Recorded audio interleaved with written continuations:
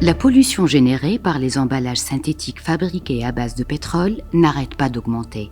Les sachets et les bouteilles en plastique et les emballages alimentaires qu'on utilise au quotidien envahissent nos périmètres de vie et les milieux naturels et constituent un problème alarmant.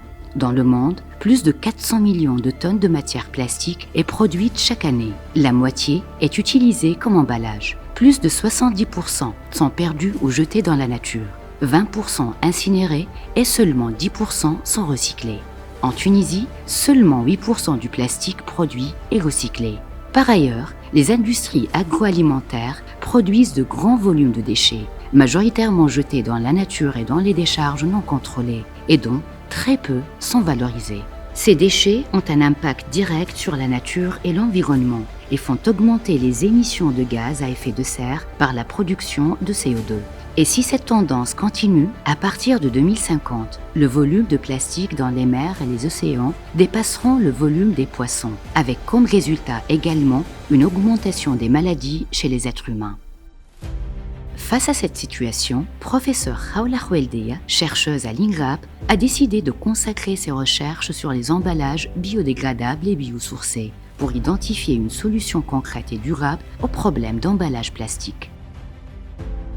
Avec l'équipe, nous travaillons sur différents déchets agroalimentaires tels que les pelures, les résidus végétaux. Et l'objectif est de les convertir en matériaux d'emballage biosourcés, biodégradables et actifs.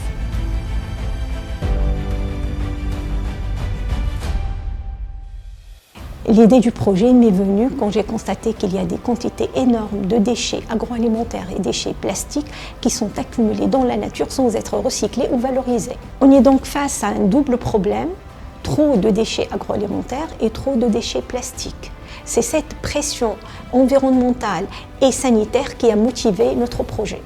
Les déchets agroalimentaires peuvent devenir une matière première pour une alternative au plastique. La nouvelle recherche scientifique de professeur Khawla Khoueldia permettra une transformation totale de ces déchets en matière bioplastique.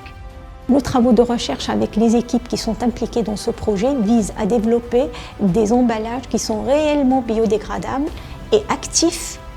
Et également, ces emballages-là pourraient être intelligents et peuvent renseigner le consommateur par rapport à la fraîcheur et la qualité des produits alimentaires.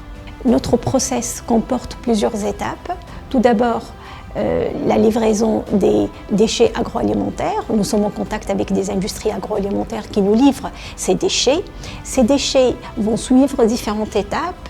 La première étape consiste à les traiter avec des étapes de broyage, de tamisage pour obtenir une poudre fine prête à être transformée. L'étape suivante consiste à extraire des substances actives à partir de la poudre des déchets agroalimentaires.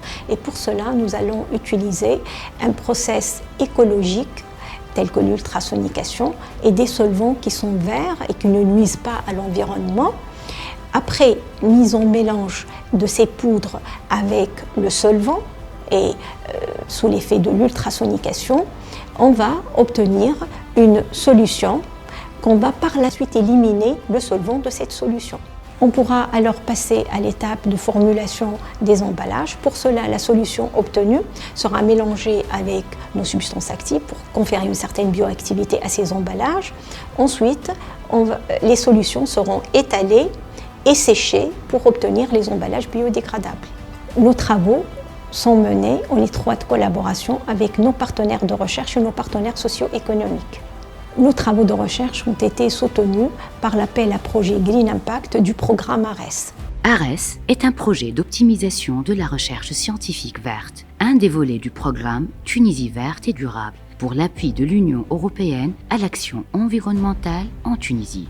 ARES, c'est le résultat d'une interaction fructueuse entre le ministère de l'Enseignement supérieur et de la Recherche scientifique et la délégation de l'Union européenne. Ce concept il a été mis en place dans le cadre d'une coopération étroite entre l'Agence nationale de la promotion de la recherche scientifique et la Direction générale de la recherche scientifique. Ce dispositif, le Green Impact, c'est une des principales composantes de notre projet ARES qui est bien sûr inscrit dans le cadre d'un programme plus important, Tunisie verte et durable. Ce dispositif, il a pour principal objectif de soutenir une valorisation de la recherche, de soutenir un transfert des technologies vers le milieu socio-économique pour transformer des résultats de laboratoire, des résultats validés au niveau de laboratoire, en solutions concrètes pouvant servir les défis environnementaux. L'appel il a suscité un intérêt très important.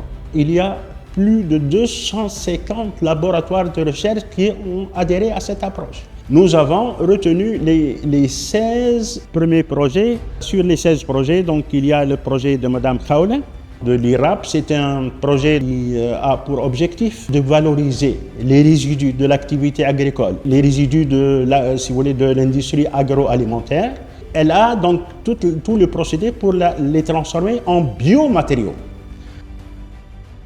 En tant que femme et chercheure tunisienne, je suis fière de contribuer à la résolution d'un problème alarmant qui touche mon pays et je suis également fière de valoriser le travail et l'image des femmes chercheurs tunisiennes.